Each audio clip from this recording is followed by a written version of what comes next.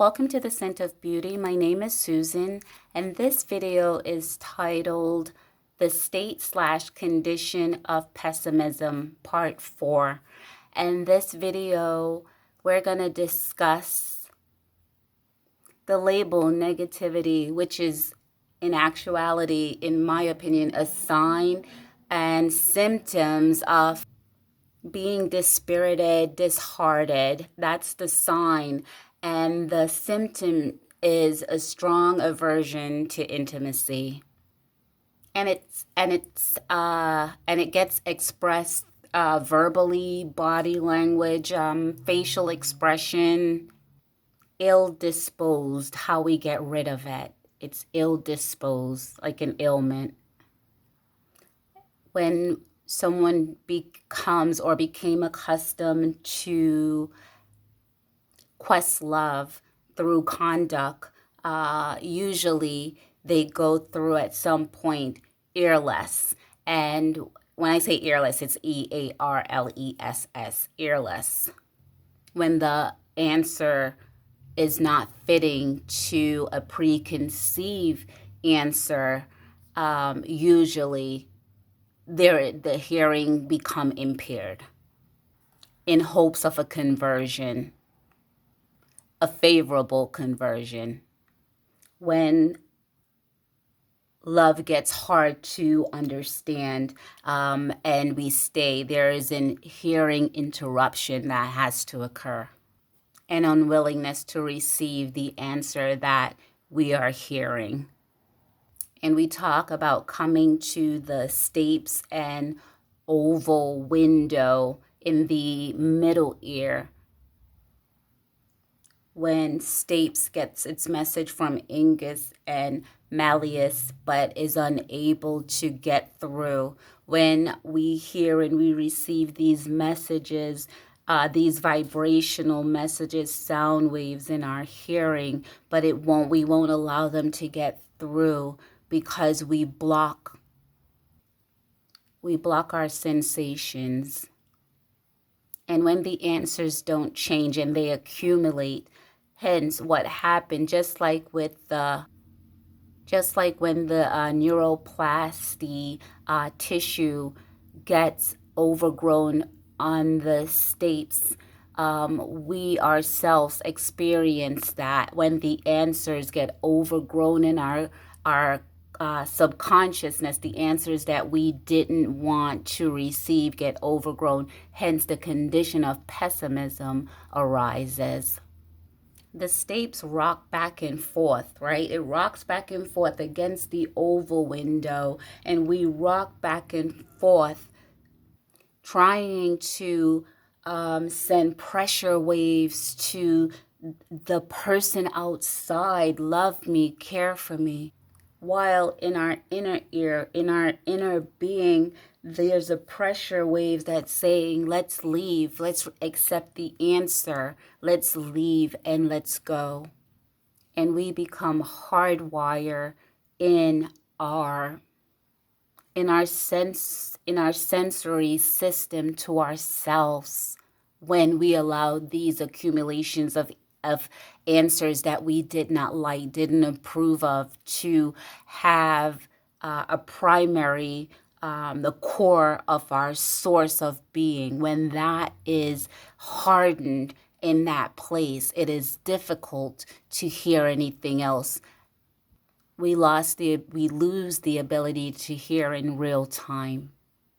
And we write and or listen to quote-unquote love song that's drenched with codependency.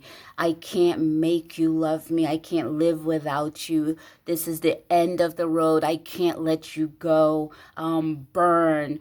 I can't making love out of nothing at all. These are the love songs.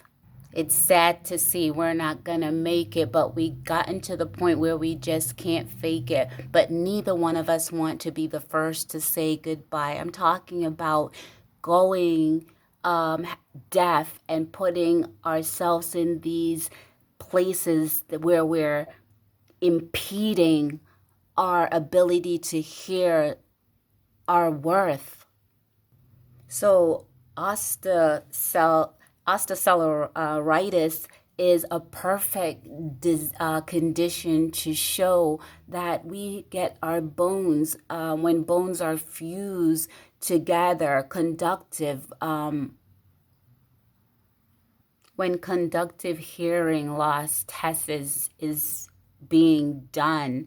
And when we look at the result, we see where there's just a fusing of hardness that hinders, and it keeps us in a place of end when the beginning is right there. We make proclamations, my life is over. I mentioned the song End of the Road. But when the Stapes is allowed to go through the oval window, there's a fuel vibration. That's why I'm saying our receptors are our first friends, first responders. And in there we have the corti. That's the organ of our hearing. If we could hear our beauty. In our cochlea, there is fuel vibrations. And we have hair cells there that translate these vibrations into electrical impulses that it sends to our brains. And it's carried to our sensory nerve.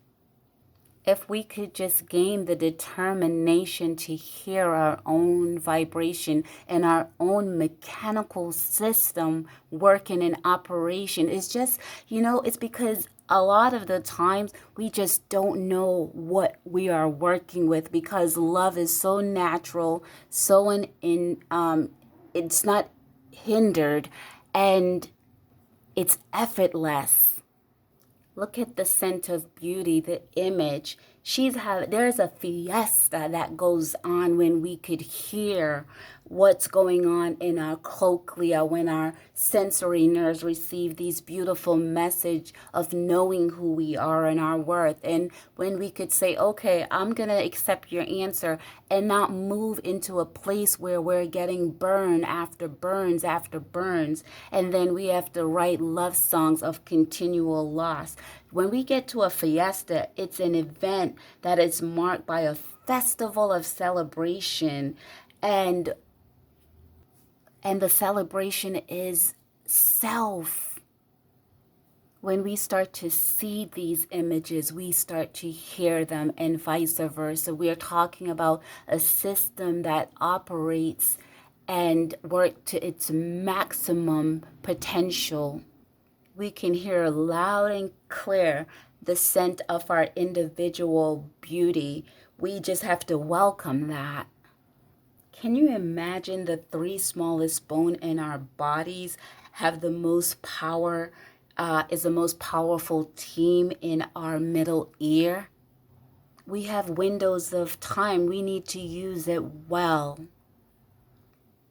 When we see that there is a final answer that is not an answer that is acceptable for us, when we see that over and over in practice, we can accept it.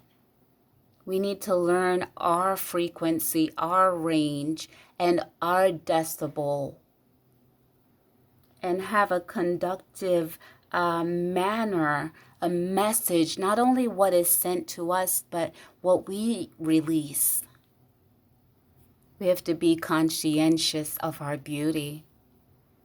The ending and beginning is a window of opportunity. We can develop in a new beginning.